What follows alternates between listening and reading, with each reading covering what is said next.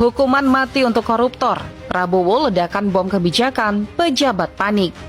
Suasana di Istana Negara mendadak mencekam saat Presiden Prabowo Subianto mengumumkan kebijakan paling kontroversial dalam sejarah pemberantasan korupsi di Indonesia. Saya akan melawan korupsi dengan sekeras-kerasnya dan dengan segala tenaga dan upaya yang bisa saya kerahkan tanpa pandang bulu.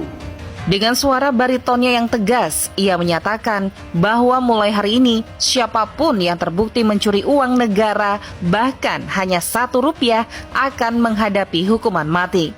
Pernyataan tersebut langsung meledak seperti dinamit di tengah ruang konferensi yang dipenuhi pejabat dan jurnalis.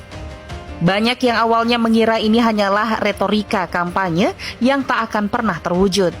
Namun dalam hitungan menit, kebijakan ini resmi dituangkan dalam peraturan pemerintah pengganti Undang-Undang Perpu, memberikan kewenangan luar biasa bagi Kejaksaan Agung dan Komisi Pemberantasan Korupsi KPK untuk menindak para pelaku tanpa ampun. Reaksi pun beragam.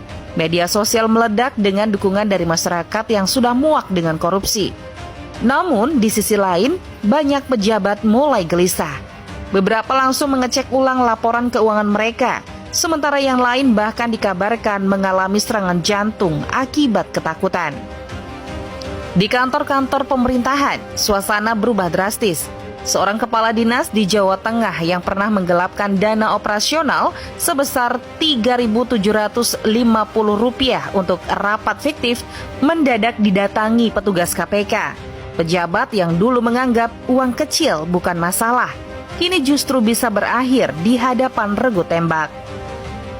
Tak hanya di birokrasi, efek domino kebijakan ini mulai terasa di sektor usaha. Kontraktor mengeluh karena pejabat daerah kini terlalu takut menandatangani pencairan dana proyek. Di beberapa kementerian, para pegawai memilih menunda keputusan anggaran demi menyelamatkan diri, menyebabkan birokrasi yang sudah lambat menjadi semakin lumpuh. Di tengah kepanikan ini, beberapa kepala daerah mencoba meminta kejelasan hukum terkait batasan korupsi skala kecil. Namun hingga kini belum mendapat jawaban.